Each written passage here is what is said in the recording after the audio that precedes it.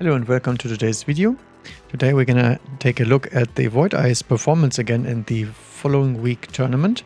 Now usually I wouldn't do a video like that as quickly as I did for the last one, but there were a huge buff in between those and I want to see if the play rate went up, if the win rate went up, and if anything, if the new changes were actually in use, or if people still think that the Void Eye is not performing as they should. And in which case we're probably going to see some buffs the following weeks as well. Now before we start, I can actually say already that the pick rate was very low, but I did manage to find games with both techs, EMP, armor, and also the range decreaser both in action, and of all people it's going to be Apooche playing, and he's going to play against me, so that's a very spicy game. And the other EMP version was also against me. Generally speaking, in the Asia region, I don't think I saw any play, and at least not in the top 10. I don't look at all the participants, but the pick rate was incredibly low, and there was just a few ones in the starting packs in general, as it should, because it's not a good unit in there, even after the buffs, I think. We'll take a look at those as well. Now, as I said, I couldn't find anything in the Asian region, but the very first one I click in the Europe tournament, it's actually Dzemp versus mechabellum. And mechabellum, a starting pack of sledges and void eyes, as we saw in the last video as well. So we will have a look at this game real quick. Now, first of all, I can already tell you it's bad into Stormcallers, because Stormcallers are still very strong against them, since their movement speed is pretty low and their survivability isn't that enhanced. They deal 796 per missile, so as long as there's two missiles hitting, they are dead. Doesn't matter if they get the HP buff or not. Doesn't actually change anything, but they will be a little bit more tanky against the Arclights, so we will have a quick look and see how they perform since they got deployed right round one. And here you can see two of them got absolutely obliterated in the Stormcaller fire. Another one is gonna 1v1 a Arclight, and they do take out that Arclight on the other side here. So if they get to connect, they're doing pretty fine, but they're still very squishy, so it's pretty hard for them to get going in the first place. It looks like that's a very close round one win. Now skipping to round 7, we can see that mechabellum did not make use of those Void Eyes at all. He upgraded one of them, actually says one right away, tells you everything you need to know. But other than that, this is a standard game, since Dzemp practically only plays standard, and they're not very good in that kind of scenario because they get outranged and shelled down by artillery and whatnot. And the Vulcan is still one of its worst matchups, as I was saying in the patch video. If you haven't seen it, link up here. Now that means it's his play. It performed okay in the first 2 rounds, and then it pretty much petered off and didn't do anything since it didn't get any range upgrades. It's falling behind rather quickly and gets destroyed. Now a few games later, we have Jan against Dzemp this time, and he has the infamous Tarantula Void Eye combo, this time on a Rhino specialist. And he does actually take another one, so he has a lot of Void Eyes now. I think this is a good example of what you should not do most of the time, because the Void Eyes are a carry unit after all. And getting more of them most of the time isn't necessary, since their damage output is actually quite high. But their respective upgrades to make them good are very expensive. And as such, it's hard to justify putting down too many, otherwise you will be falling behind on shove like he is right now. But for this round, this is okay, because there is no big damage dealer or anything like that, and the Tarantula can take a few hits even after the 5% nerf. And he's fine here, and he's going to do actually pretty well against the sledges, because that is one of the Void Eye's preferred openers to fight against. Then finally on round 6, we actually see a tech clicked. In this case, the new buffed suppression shots. Suppression shots does increase their range by a little bit. Now, unfortunately, we see one problem the Void Eyes have. if you want to range your Tarantula, which at some point you want to do, they will still outrange the Void Eyes by 30. So you have to have both the range and the additional upgrade on suppression shots for them to stay behind. And this is a trap many players fall into. They think the Spider is a good match with the unit, but that's only true if you're investing into both of them. Otherwise, it actually goes quite poorly most of the time. And we see what the new tech does in action. It's gonna reduce the range on whatever it hits. I would say not as relevant in this case, because if they get to hit in Stormcaller, it's already dead. And sledgehammers are not known for their massive amount of range. But we will see. I mean, they will get to the sledgehammers, and you can see they're doing quite good damage because they are level 2. In fact, was second most there for a brief moment. But you can also see that the Void Eye is quite slow in actually getting to their targets, because they don't move very quickly. Same for the Tarantula in Standard, by the way, which is why you tend to move them a little bit more up here. But Dzemp went for a Stormcaller game and gets the ignition on the oil way too late, so the Void Eyes are protected from the Stormcaller fire, and that's where they perform the best, generally speaking. And then back here on round 8, as you can see, no more techs have been clicked so far, and the amount of Stormcallers is still a lot to handle. Quadruple tech Mustangs actually incredibly expensive. And then the Abyss gets dropped. And that's where the fun stops, because to fit this suppression shots on the bar, he actually had to skip out on the EMP effects. So he has no EMP armor. And he would have to click both the area spec and then still have the range upgrade to actually hit air. So these are only useful against the sledgehammers so far, and they will still move forward a little bit. And this is where the missiles from the Abyss will punish them, because they were gonna be good against both the Void Eyes and the Mustangs in general. Tarantula's just not tanky enough. As you can see here, those tiny little missiles are dealing not that much damage, about 500. But it's enough to overpower the small HP pool of those combined units, and there is nothing tanky enough to actually take the damage overall. So it's another loss for the Void Eyes, or Void Eyes as they're called for now. And right after, we have another Void Eye Opener with sledgehammers this time on the supply spec. Again into Stormcaller, since that's all that Dzemp is usually picking if he can get the pack. So same idea here. As long as you don't have a lot of distractions for the Stormcallers, you will run into trouble early game, and it works out exactly like the last game as well, where the early rounds go okay, but after that it gets a little bit punished. And this is how the end screen looks like. As we can see, zero commitment to those Void Eyes, not even the electromagnetic armor. Because on a lot of targets here, it doesn't really make sense. The Rhino does not care. He's gonna hit them no matter what, and he doesn't have a big tech. Stormcallers will get EMP'd, which doesn't matter because they are already in range. They actually will gain some range if they actually get hit. And the fire effect itself does not work.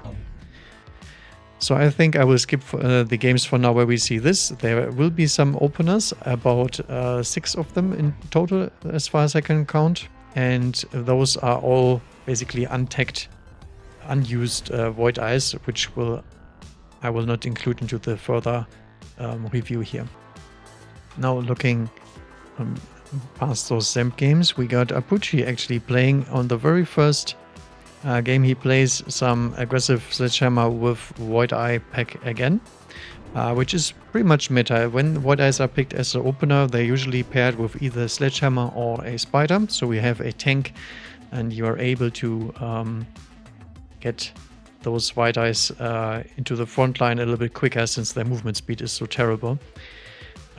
Big downside is positioning like this again gets you splashed rather easily. But a big upside here, there's lots of sledges here for the Void Eyes to kill since Sapman went quick supply spec. And this is where they can show their worth, where they are needed for their DPS.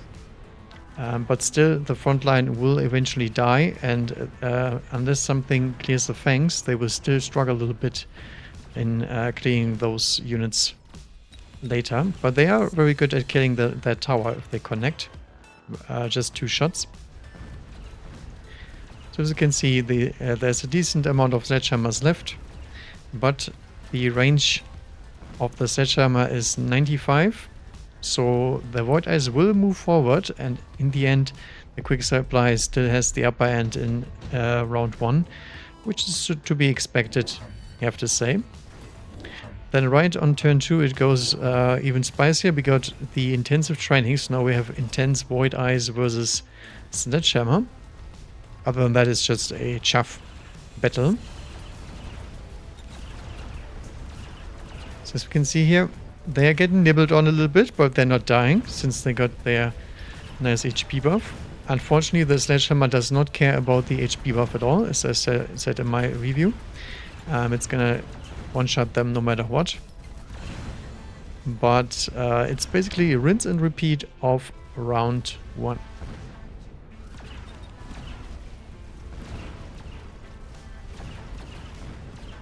Now this time we can see the HP pool of those level 2 Void Eyes actually can be leveraged here to get a few more shots off. And in the end, it's very, very close. And just barely the Sledgehammers will still pull the win. Now on round 3, we got another upgrade here to go for. And also a Rhino drop coming in here. And since Apooche is Typhoon spec, we'll also pick up Typhoon to go very aggressive here. Sledgehammers are striking back with the mech rage, so this is where the Void Eyes need to be very careful, since the front line will die much faster. And since they have 5 meter range less than the Sledgehammers, they would actually quite like the new suppression shot upgrade. This is where the upgrade does very well in those headbutt scenarios where not really long range, but you can inch out a little bit so they can stay behind their tanks. Because as you can see here, they keep walking in front every time they want to take a shot. And then in the end, only the ones on the flank are pretty much surviving because they got Typhoon firepower. And those are the main damage dealers here in the end.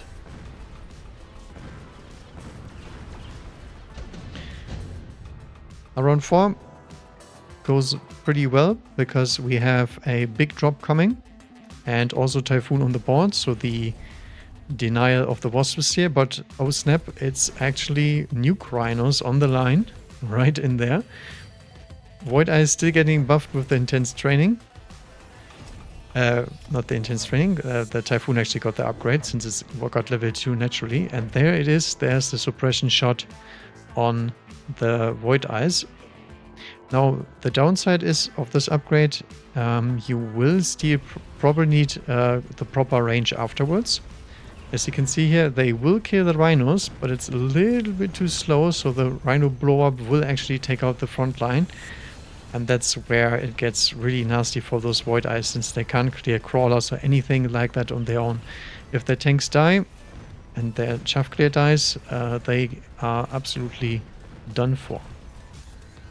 Now on round 5 we got some spicy enhanced control hackers to prevent the Rhino from blowing up. The one problem is those Void Eyes have a lot of burst damage, but as we could see last game, they probably not gonna one-shot the thing anytime soon, so the hacker can get its value. On the downside, there is actually a javelin hidden here, the big blob of both the Void Eyes, the hacker, and everything else. But on the left side, the play works out and we get a nice little Rhino in here. I think this is a good combination of both Void Eyes and the hacker, because the hacker sometimes lacks a little bit of damage early game when it's just a normal level 1. But the Void Eyes have enough burst to take the targets down low enough that the hacker can actually perform well and take those out. Unfortunately, the tower died, and as such the game is still on knife's edge pretty much, but in the end it was a transition turn, which is pretty hard to play with this Void Eye comp. On round 6 the big brother has appeared, level 2 melting point in here, and on the other side we see exactly what the Void Eyes do not want to see. Lots of sledgehammers getting the levels on them. Now the big downside is Void Eyes do not have any AoE damage, so they can get outscaled by those sledges just in terms of a numbers game. And unlike the Scorpion, who can pretty much kill infinite sledges even from a level deficit, the Void Eyes need their base damage to be high enough in order to compete with the sledge. For example, this sledge has 16k HP, whereas the Void Eyes have a combined 9.3k. So they will need 2 shots for each sledge to kill them. And that's where the effect will be rather weak. You can see there the sledge moving forward because it got hit by a Void Eye. And it got its range reduced for 2 seconds. That's why it was walking forward like that. That might be one of the applications of that tech. Not necessarily for the range, but more for the actual effect itself. Though I would argue for that to be worth it, the effect needs to be staggered or just be longer in general. Now skipping forward a little bit here, it's the Abyss hype train yet again. And the Abyss does perform very well this tournament in general. Doesn't always win, but it's a good finisher in the end and is a little bit more reliable in that fact than the War Factory, since those Phantom Rays would rip the factory apart in pretty much one volley, even the blue one. But the Abyss can get one shot technically, but it's gonna stay a little bit more behind than the War Factory would, and is actually quite decent. Now in terms of Void Eyes, there's nothing new here. They are still where they are with their respective tech, and that's it. So overall, not a huge contender for this game, I would say. But the Sledgehammer Quadruple deploy got the upper hand with the quick supply, and then just was finished with the Triple Abyss drop. Full carry sledge, by the way, with armor-piercing bullets, which makes them pretty crappy at killing those crawler units here. But there is actually some Void Eyes still left, so I guess that's great. And it's a win for the Void Eyes. Deserved or not for the Void Eyes? I'm not sure about that one. Now finally, here's the game against me. Apooche did not play the Void Eyes in the previous game against Laoma, I think. And here I have a Sledge Arclight opener with marksman spec, which is probably something the Void Eyes should enjoy for now.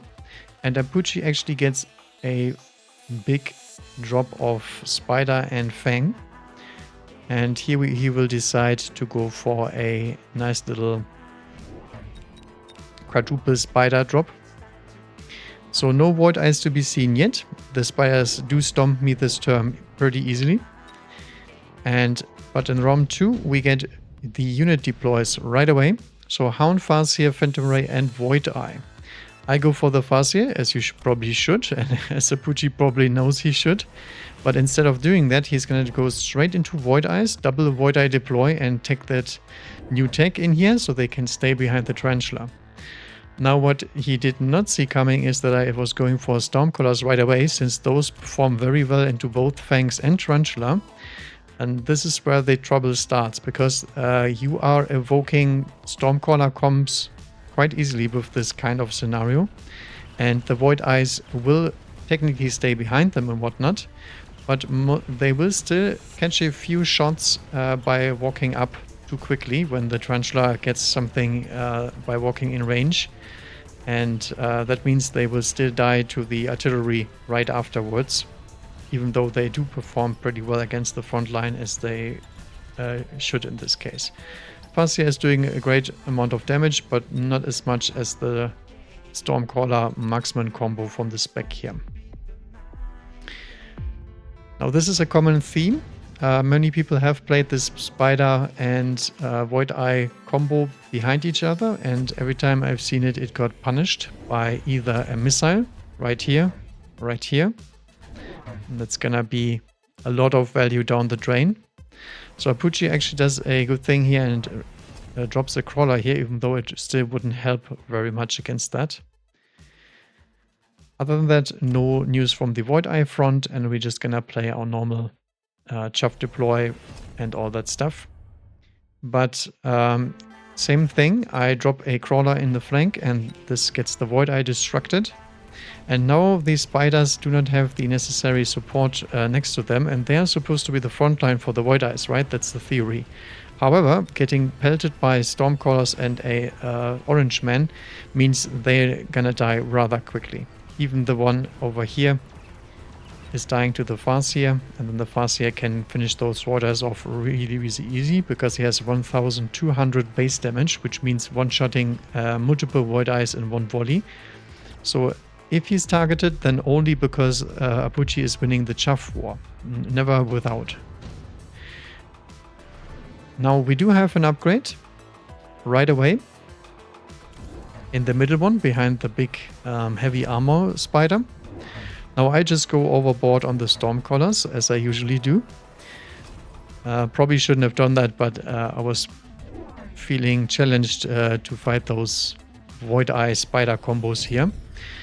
And the idea is that you out-spam him with Stormcallers to the point that they can't even build enough Mustangs to counteract this.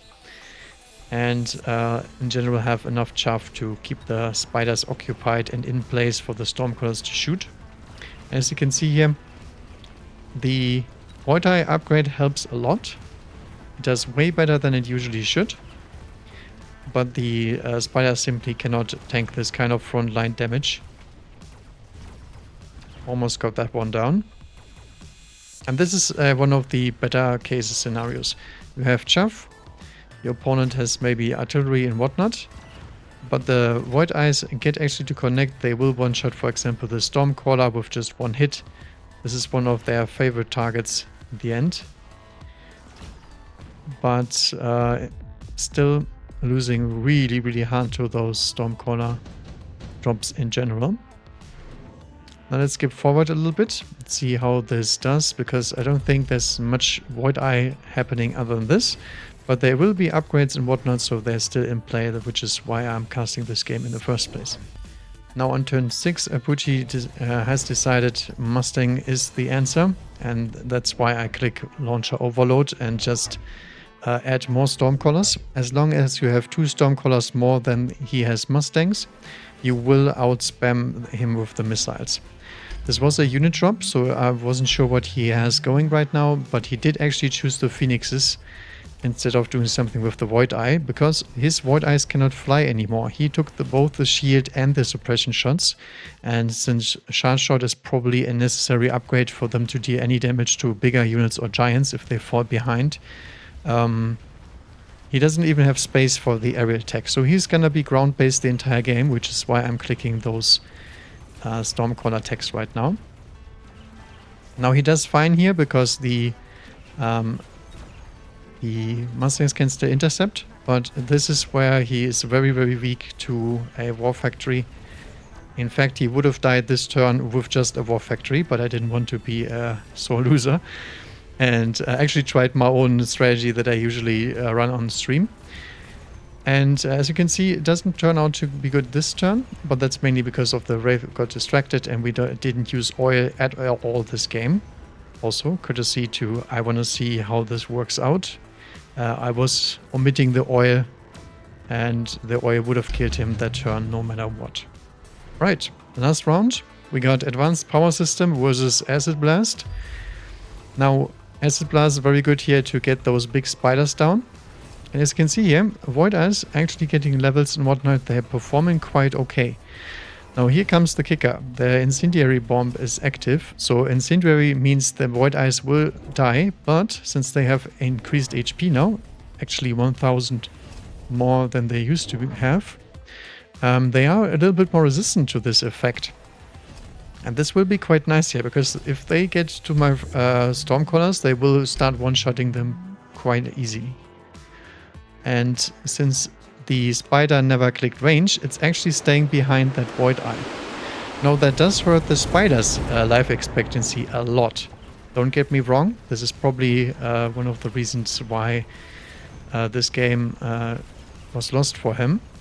And now my wasp can come in because the mustangs are pretty much busy shooting at missiles instead of actually participating in this firefight. And then the phoenixes got distracted by a crawler, came back here, and then found a bunch of wasp to kill. And as you can see here, Stormcaller superiority was still maintained. So 2 more to go means we have triple upgraded. And that means we usually win most of the time.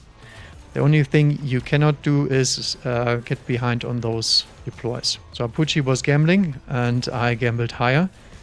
And that's the end of the Void Eye game. A really interesting game though. I like that he actually tried to use them and did pretty well, I would say, even considering it's a Void Eye opener, which he took. And the very next game, he immediately does it again. It's Sledge, this time with Void Eye, a quick supply yet again. And he's going to do something that we have not seen before. It's against a Steel Ball Arclight opener, so very aggressive one, and actually on a area spec.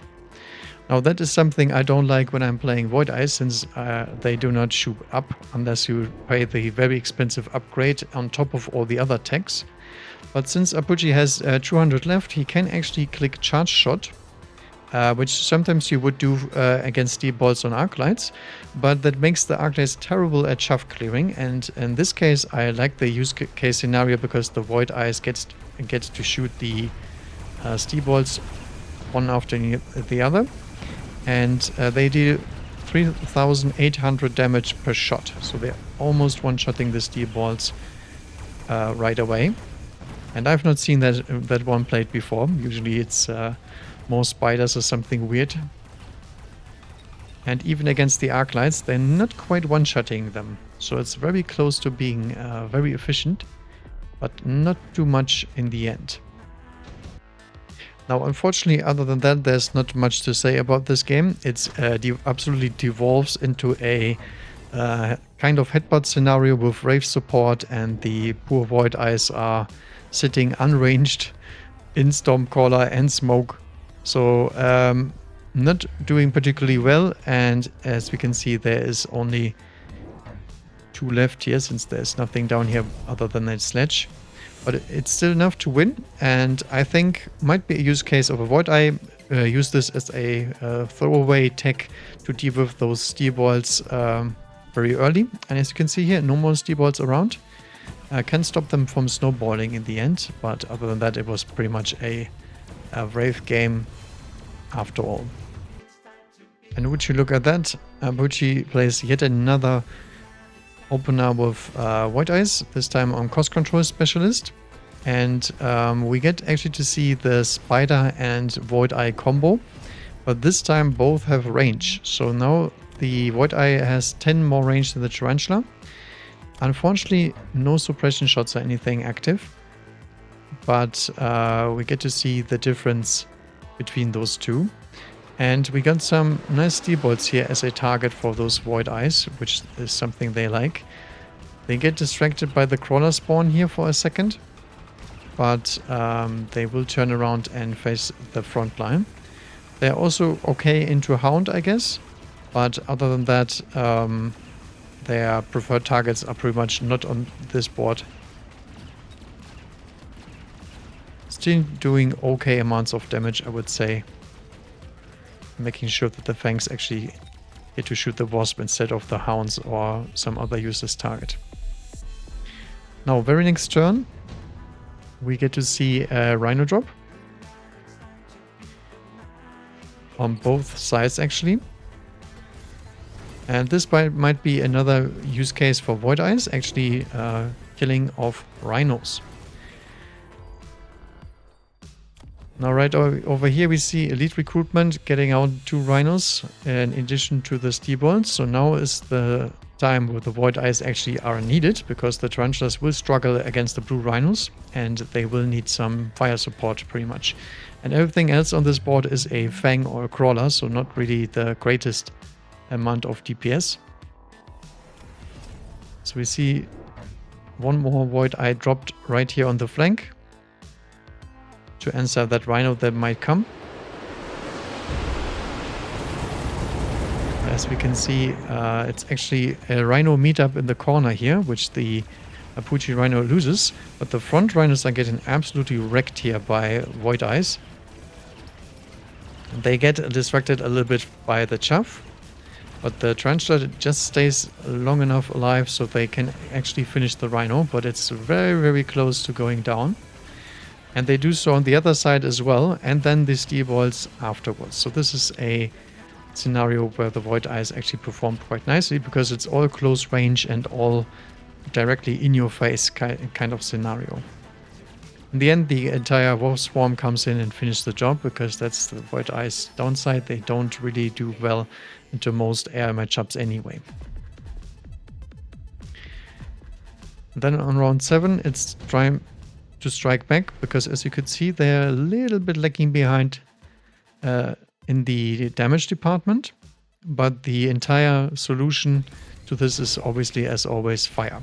They do enjoy getting fire support, because the fire will kill off those massive amount of crawlers, and they get charge shot this turn.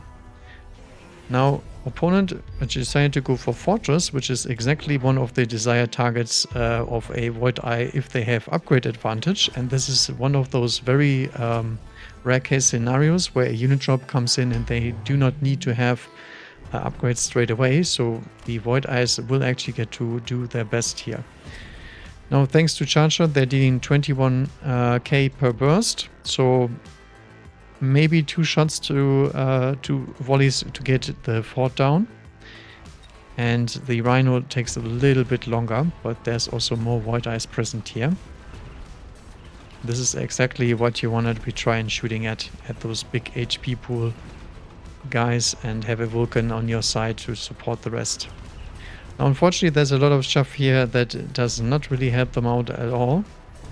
But everybody else is going into the fire, which is one of the big downsides of playing those Void Eyes. If this was a Phoenix, it wouldn't be dying to the fire right now, and there's not much you can do about that.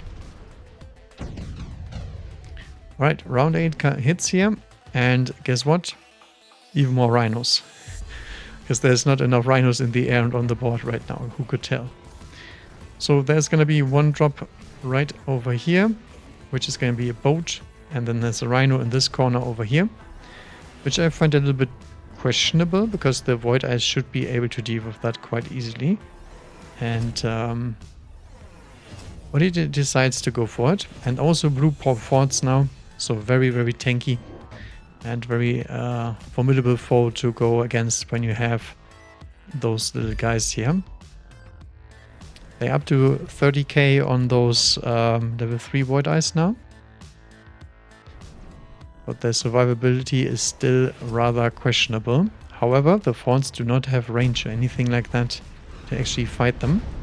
So for now, they're going to be pelting everybody. And you can see the Rhino in the back is getting absolutely murked by those Void Eyes. And this time, there's one thing happening. The push is on the way, but there is the back door with the big boat killing that level 2 tower in 2 hits.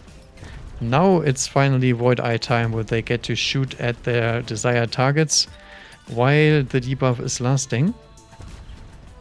And this is where they deal a lot of damage rather quickly.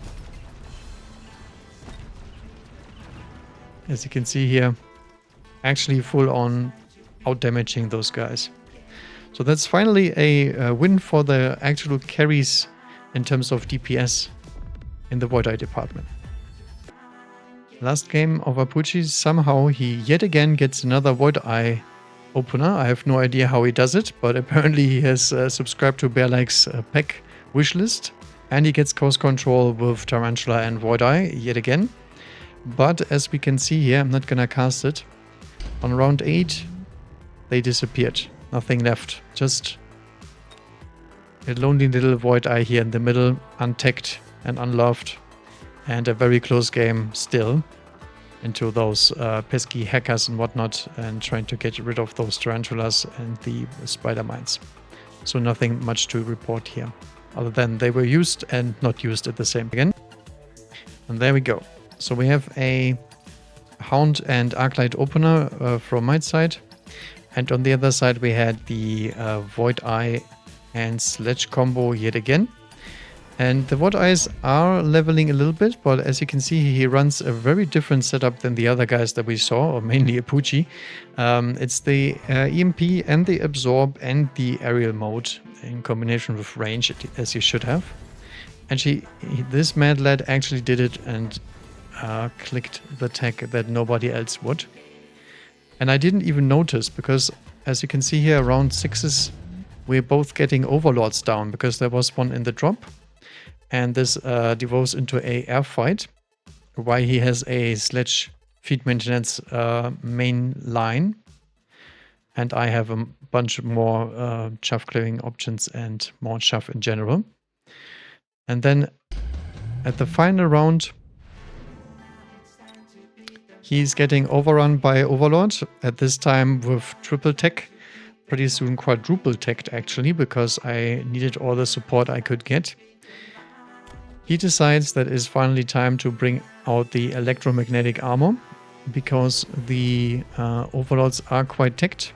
I do not run photon emission, so they cannot actually dodge that.